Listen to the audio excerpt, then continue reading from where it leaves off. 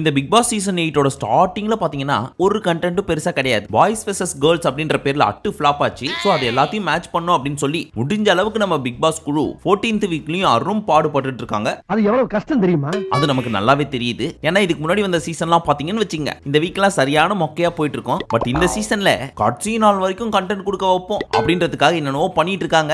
X கண்டஸ்டன்ட்லாம் உங்களை replace பண்றதுக்காக wild card கண்டஸ்டன்ட்டா வர போறாங்க அப்படி இப்படின்லாம் சொல்லி அது எந்த அளவுக்கு உண்மைன்னு தெரியல. உண்மை சொல்லட்டுமா போய் சொல்லட்டுமா?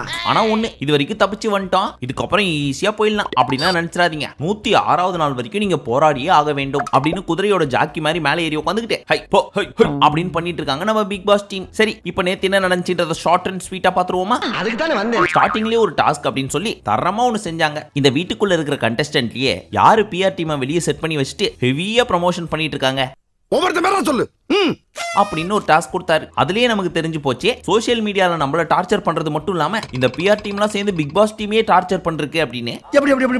எப்படின்னு கேக்குறீங்களா? கள்ள ஓட்டு போடுறது, ட்விட்டர்ல போய் விஜய் டிவி ஹாட் ஸ்டார்லாம் டாக் பண்ணி திஸ் இஸ் அன்ஃபேர் எவிக்ஷன், அந்த கண்டஸ்டன்ட்டை நீங்க அப்படி சொல்லிருக்க கூடாது, இவங்களை இப்படி பேசியிருக்க கூடாது, விஜய் சேதுபதியோட hosting worst, boycott Bigg Boss season 8 அப்படின்னா அப்ப பாவம் அவங்கள என்ன பண்ணுவாங்க, எங்களே அடிக்கிறீங்க இரு உங்களை ஓட விட்டு அடிக்கிறேன் பாரு அப்படின்னு இந்த மாதிரி ஒரு டாஸ்க் கொடுத்துட்டாங்க போல இருக்கு. எனக்கு நானே வச்சுக்கிட்ட ஆப்பு. பட் பிஆர் டீம்னா என்ன அப்படின்றதை ஏற்கனவே நம்ம எக்ஸ்பிளைன் பண்ணிருப்போம். இருந்தாலும் ஷார்ட் அண்ட் ஸ்வீட்டா சொல்றேன். பிஆர் என்றால் பப்ளிக் ரிலேஷன்ஸ் அப்படின்னு சொல்லுவா. அது இந்த பிக் பாஸ் டர்ம்ல பாத்தீங்கன்னா உள்ள இருக்கிற கண்டஸ்டன்ட் உள்ள போறதுக்கு முன்னாடி காசு கொடுத்து என்ன பத்தி இந்த சோஷியல் மீடியாலாம் பெருமையா பேசுங்கப்பா, உள்ள ஊம குத்து வாங்கினாலும் ஏதாவது ஒரு நல்லதோ கியூட் ரியாக்ஷன்ஸ் எல்லாம் கொடுத்துருப்பான்ல, அதெல்லாம் போட்டு ரீல்ஸ் ஷார்ட்ஸ்னு போட்டு விடுங்க. எவனாவது நம்மளை பத்தி தப்பா பேசினா கமெண்ட் செக்ஷன்ல போய் அவனை கழுவி ஊத்துங்க இப்படின்லாம் சொல்லி காசு கொடுத்துட்டு போயிருப்பாங்க. அண்ணா எல்லாம் நல்லபடியா முடிஞ்சிருச்சு. எடுத்துட்டு வந்திருக்கேண்ணே. இதெல்லாத்தையும் தாண்டி ஓட்டிங்ல மட்டும் எக்காரணத்தை கொண்டு கடைசியில வர விட்டுறாதீங்க. ஒண்ணுமே பண்ணலனாலும் டாப்ல தூக்கின்னு போய் உட்கார வச்சிருங்க இப்படி எல்லாம் சொல்லி விட்டு போயிருப்பாங்க. இப்படி யாரெல்லாம் வீட்டுக்குள்ள இருக்காங்கன்னு சொல்லி நீங்களே சொல்லுங்கப்பா அப்படின்னு கேட்டதுக்கு ஃபர்ஸ்ட் வந்த விஜய் விஷால் அவர்கள் சௌந்தர்யாக்கு பிஆர் டீம் வெளியே இருக்கு அப்படின்னு சொன்னாரு. அண்ட் அந்த பிஆர் வேலை பாக்குறதே ரவீந்திரன் சாரா கூட இருக்கும் அப்படின்ட்டாரு. ஏன்னா அவருக்கு தான் இவங்களை ஏற்கனவே தெரியுமே, அது மட்டும் இல்லாம அது கொஞ்சம் பெரிய கையே, அதனால பண்ணக்கூடிய ஆள் தான். பட் நம்ம கேள்வி என்னன்னா, அப்படி அவர் பிஆர் வேலை பாக்குறதா இருந்தா அவருக்கே பாத்துருக்கலாமே, அது ஏன் வெளியே போயிட்டு இவங்களுக்கு பார்க்கணும்? சோ அவர் இருக்கிறதுக்கு வாய்ப்பு இல்ல, வேற ஏதாவது டீமா தான் இருக்கும். எந்த குறுப்பா இருக்கும்.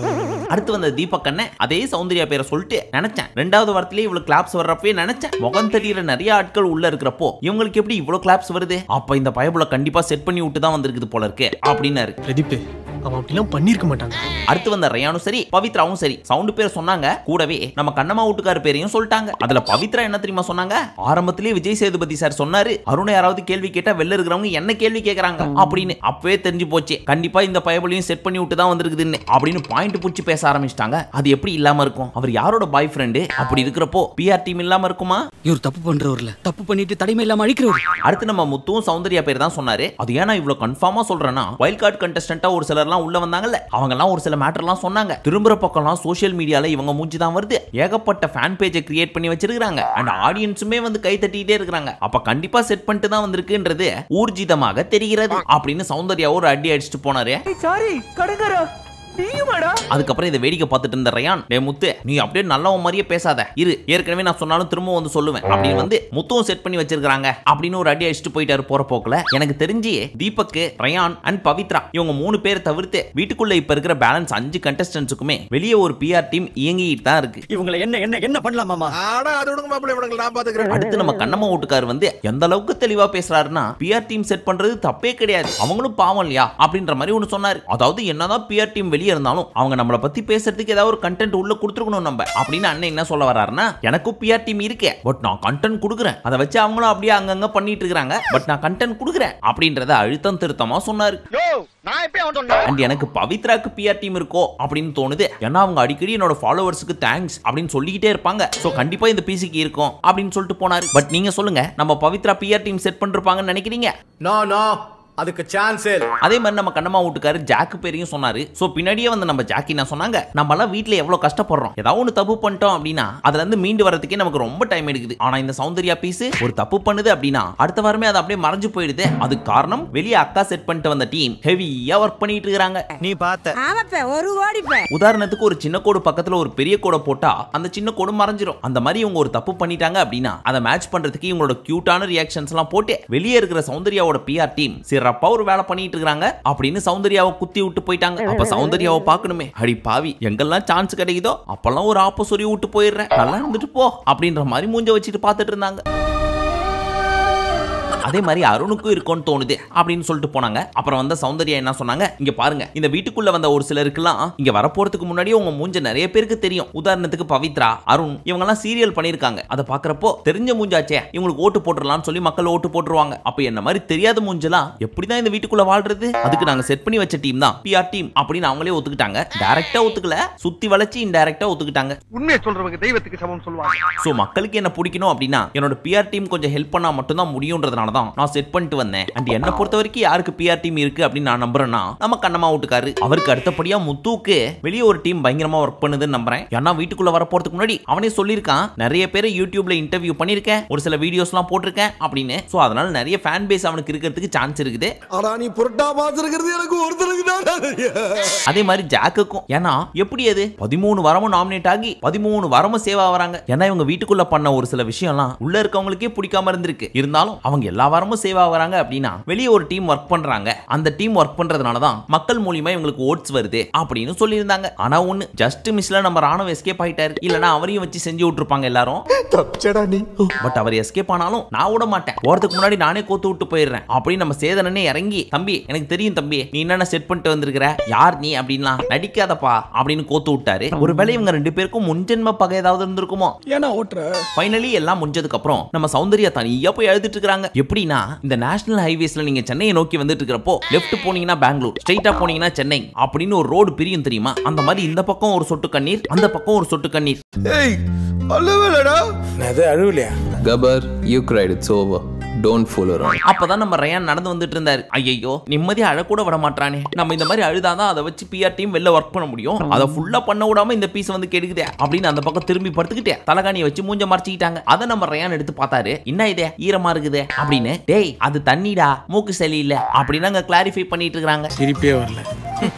அப்ப நம்ம தீபக் அண்ணா பின்னாடியே வந்து சைடுல உட்காந்துட்டு இருந்தாரு. அவர்கிட்ட என்ன புலம்பிட்டு இருந்தாங்க, ஒரு கட்டத்துக்கு மேல எப்படி மேல வர்றதுன்னே தெரியல அப்படின்னு ஃபீல் பண்ணி பேச, அதான் தெளிவா சொல்லிட்டியேமா, உங்க மூஞ்செல்லாம் எல்லாருக்கும் தெரியும், என் மூஞ்சி தெரியாது, தெரிய வைக்கிறதுக்காக நான் செட் பண்ணிருக்கேன் அப்படின்னு சொல்லி. அதுல ஒன்னும் தப்பு கிடையாதுமா, யாரோ ஒன்னு தப்புன்னு சொன்னாங்களா, கவலைப்படாத, அதுவா நடக்கும், உன் உழைப்பை மட்டும் போட்டுக்கிட்டே இரு, அதெல்லாம் எனக்கு புரியுது. ஆனா PR டீம் இருக்கிறனால தான் இத்தனை நாள் நான் வந்திருக்கேன் அப்படின்னு சொல்றதுதான் கஷ்டமா இருக்குது. அப்பெல்லாம் ஒண்ணும் கிடையாது சவுண்டியா, ஃபீல் பண்ணாத அப்படின்னு ஆறுதல் சொல்லிட்டு இருந்தாரு. ஆக மொத்தத்துல யாராருக்கெல்லாம் PR டீம் இருக்குன்றத அவங்க வாயாலே ஒத்துக்க வச்சிட்டீங்க. இப்ப சந்தோஷமா இருக்கா பிக் பாஸ் குழு?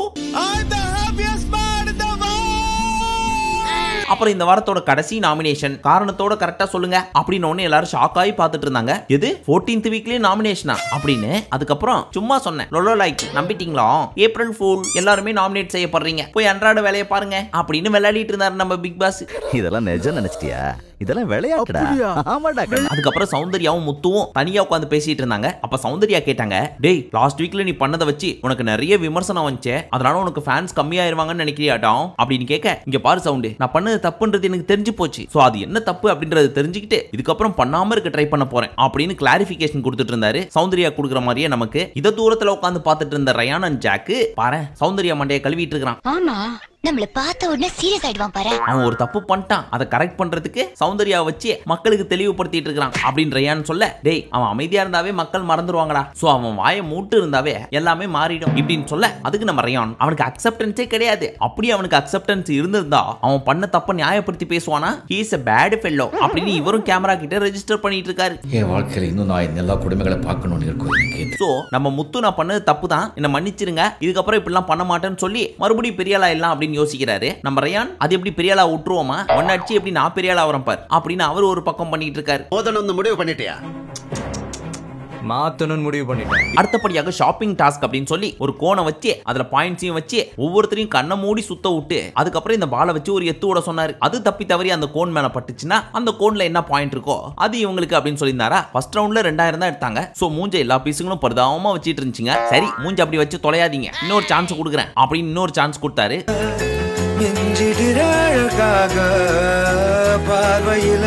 அதுல ஒரு 4000 பாயிண்ட் எடுத்தாங்க. சோ டோட்டலி 6000 பாயிண்ட் வந்துச்சு. அதை வச்சு இந்த ஒரு வாரம் மட்டும் கிடையாது, அடுத்த 2 வாரத்துக்கும் சாப்பிடலாம். அதுலயும் ஒரு பீஸ் இந்த வாரம் பணப்பட்டியை தூக்கிட்டு போயிடும். சோ 7 பேர் தான் இருப்பாங்க. சோ கைதி கார்த்தி மாதிரி அண்டால சமைச்சு குண்டாங்குண்டானா சாப்பிடலாம். அம்புட்டு ஐட்டத்தை வாங்கினாங்க. எப்ப பார்த்தாலும் பார்த்தாலும் சாப்பாடு பத்தியே பேசுறேன். அதுக்கப்புறம் இந்த பணப்பெட்டி மேட்டரை பத்தி இவங்க ரெண்டு பேரும் பேசிட்டு இருந்தாங்க. அப்ப நம்ம கண்ணம்மா வீட்டுக்காரர் என்ன சொல்றாரு, எனக்கு தெரிஞ்சு சௌந்தர்யா இல்ல ரயான் இவங்க ரெண்டு பேரும் எடுக்கிறதுக்கு நிறைய வாய்ப்பு இருக்கு, ஏன் நம்மளே எடுக்கிறதுக்கு வாய்ப்பு இருக்கு. ஒரு 25 லட்சம்லாம் வச்சா ஆரம்ப தொகையே 35 லட்சம் இருக்கான், எப்படி இருக்கும் அப்படின்னு ரொம்ப பேராசைப்பட்டு இருக்காரு நம்ம கண்ணம்மா வீட்டுக்காரர். ஆனா ஓப்பனிங்லயே 1,25,000 ரூபாய் 1,50,000 ரூபாய் அப்படின்னு கொஞ்சம் கொஞ்சமா ஏத்தனா கூட சந்தேகப்படுறதுக்கு இல்ல. பிகாஸ் ஆரம்பத்துல ஒரு கண்டென்ட் கொடுக்காம கட்சியா வந்து கொடுத்தீங்கன்னா எங்களோட ஃபர்ஸ்ட் 50 நாள் இழப்பை ஈடு கட்டணும்ல, இதுல இவருக்கு ஸ்டார்டிங் பிரைஸ் 35 லட்சம் வேணுமா அப்படின்னு மைண்ட் வைஸ் ஓட்டிருப்பாங்க. அடுத்தபடியா ஒரு ட்விஸ்ட் வைக்கிறேன் அப்படின்னு சொல்லி வீட்டுக்குள்ள இப்ப 6 எக்ஸ் கண்டஸ்டன்ட்ஸ் அனுப்ப போறோம். அவங்க வந்து ஒருத்தர் இல்ல 2 பேர் உங்களை ரீப்ளேஸ் பண்ணுவாங்க, அதாவது உங்களை அமுச்சு விட்டு அவங்க உட்கார்ந்துப்பாங்க. இது நடக்கலாம் நடக்காமலும் போகலாம். என்னடா ரொம்ப பயமுறுத்துறீங்க. அவங்க எல்லாம் பயங்கர பிளானோட வருவாங்க, அதுக்கேத்த மாதிரி நீங்களும் பாலிச்சிங்க அப்படின்னு சொல்லி இவங்களுக்கு ஒரு பீதியை கிளப்பி விட்டாங்க. அதை கேட்ட உடனே நம்ம சௌந்தர்யா எவ்வளவு அடிப்பீங்க அப்படின்ற மாதிரி மூஞ்ச வச்சுக்கிட்டே மரண பீதியில பாத்துட்டு இருந்தாங்க. பயமா இருக்கா?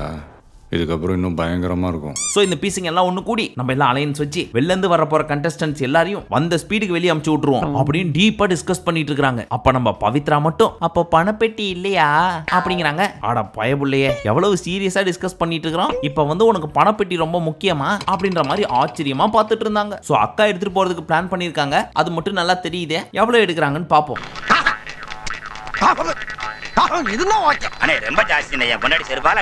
அதுக்கப்புறம் ஒரு டாஸ்க் கொடுத்தாரு, வீட்டுக்குள்ள வரப்போற கண்டஸ்டன்ட்ஸ் எல்லாரையும் அவங்க வர்றதுக்கு முன்னாடி நீங்களே ரோஸ் பண்ணுங்க, இதான் உங்களுக்கு சான்ஸ், அது அவங்களுக்கு ஒரு நல்ல வரவேற்பா இருக்கும் அப்படின்னு சொல்லி என்ன சொல்லியிருந்தாரு. ஒரு சில ஸ்டேட்மெண்ட்ஸ் எல்லாம் கொடுப்போம், அது யார் யாருக்கு பொருந்ததோ அந்த போர்டுல பச்சக்குன்னு செட் பண்ணுங்கன்னு சொல்லி ஒரு சிலதெல்லாம் கொடுத்துருந்தாரு. அதுல முக்கியமான வாக்கியங்கள்லாம் என்ன அப்படின்னு பார்த்தா, உனக்கு விளையாடவும் தெரியாது, சும்மா இருன்னு சொன்னா கேட்கவும் மாட்ற, இப்ப வாச்சும் பிக் பாஸ் என்னன்னு பாத்துட்டு வந்தீங்களா, இப்ப வாச்சும் வெளியே ஃப்ரெண்ட்ஸ் யாராவது இந்த கேமை எப்படி விளையாடுறதுன்னு சொல்லி கொடுத்தாங்களா, வெளியவே இருங்க, அங்கதான் நல்லா பேசுவீங்க போல, இது செகண்ட் சான்ஸ், இப்ப மட்டும் என்ன பண்றீங்கன்னு பாக்கலாம், நீங்க தான் நல்லவராச்சே, திரும்ப ஏன் வந்தீங்க, வீட்ல யாராவது பெரியவங்க இருந்தா கூட்டுவாங்க, மேக்கப் ஐட்டம் ஏதாவது விட்டு போயிட்டீங்களா, திரும்ப வந்திருக்கீங்க, இதெல்லாம் தான் அந்த வாக்கியங்கள். இது கூட நல்லா இருக்கு. இது எக்ஸ் கண்டஸ்டன்ட்ஸ் கொடுத்துட்டு இருந்தாங்க நம்ம கரண்ட் கண்டஸ்டன்ட்ஸ். அதுல முக்கியமானதுன்னு பார்த்தா எல்லாருமே வச்சு செஞ்சதே நம்ம ஆர்னவ தான். அதை மட்டுமே பார்த்தா இந்த மொத்த டாஸ்கையும் கவர் பண்ண மாதிரி. அதுல நம்ம கண்ணம்மா வீட்டுக்காரர் தான் வேற லெவல் ஃபார்ம்ல இருந்தாரு. வந்த உடனே ஃபர்ஸ்ட் ஆர்னவ சூஸ் பண்ணி போய் பெரியவங்க யாராவது கூட்டு வா அப்படின்றத கொடுத்தாரு. அது காரணம் என்னன்னா, இது என்ன ஷோன்னு தெரியாம ஸ்கூல்ல எல்லாம் நான் ரொம்ப நல்லவன் அப்படின்னு காமிச்சிக்கிற மாதிரி இங்கே வந்து ஏதோ ட்ரை பண்ணிட்டு இருக்காரு. ஆனா ஃபர்ஸ்டே கண்டுபிடிச்சிட்டோம் இந்த பீஸ் பச்சையா நடிக்குது அப்படின்னு சொல்லி. அதே மாதிரி ஸ்டேஜுக்கு போனதுக்கு அப்புறம் ஒரு ரெஸ்பெக்டபிள் ஹோஸ்ட் இருக்காரு, அங்கேயே வந்து அந்த மாதிரி பேசி பயங்கரமா பல்ப் வாங்கினாரு. இந்த தடவை வரும்போது வீட்டுல யாராவது பெரியவங்க வந்தா கூட்டுவாங்க ப்ரோ அப்படின்னு மூக்க பொட்டப்பா வச்சுக்கிட்டு பயங்கர கான்ல பேசிட்டு இருந்தாரு நம்ம கண்ணம்மா வீட்டுக்காரர். இவனை பார்த்தாலே எரிச்சலா இருக்கு. எந்த அளவுக்கு நம்ம கண்ணம்மா வீட்டுக்காரர் கான்ல இருந்தா இந்த லெவலுக்கு இறங்கி பேசுவாரு. ஆனா ஒண்ணு, வா மகனே வா அப்படின்னு பாக்ஸிங் கிட் எல்லாம் ரெடியா வச்சுக்கிட்டு கையில கிளவுஸ் எல்லாம் போட்டு இந்த ஆர்னவ குத்துறதுக்கு யார் ரெடியா இருக்காங்களோ இல்லையோ நம்ம கண்ணம்மா வீட்டுக்காரர் கொல்ல கான்ல இருக்காரு. கொல்லாம விட மாட்டேன். அதே மாதிரி நம்ம விஷாலும் வந்து என்ன தெரியுமா கொடுத்தாரு, மேக்கப் ஐட்டம்ஸ் ஏதாவது விட்டு போயிட்டீங்களா, திரும்ப வந்திருக்கீங்க அப்படின்ட்டாரு. எதுக்கு இது சம்பந்தமே இல்லாம இவர் கொடுக்குறாரு அப்படின்னு பார்த்தா, காலைல போய் ஒர்க் அவுட் பண்ண வேண்டியதே, அப்புறம் குளிச்சுட்டு வந்து ஷூட்டிங்க்கு ரெடி ஆகிற மாதிரி ரெடி ஆக வேண்டியது, மேக்கப் எல்லாம் போட்டு சாப்பாடு ரெடி ஆயிடுச்சா, என்னதே சண்டை நடக்குதா, இதுல பார்ட்டிசிபேட் பண்ணலாமா வேணாமா இப்படின்னு வேடிக்கை பார்க்க வந்தவர் நீங்க, அதனால மேக்கப் ஐட்டம் ஏதாவது விட்டு போயிட்டீங்கன்னா எடுத்துட்டு போறதுக்கு வரீங்களா அப்படின்னு நக்கல் அடிச்சு விட்டாரு. நல்லா கலாய்க்கிற மூட்ல இருக்கீங்கன்னு தெரியுது.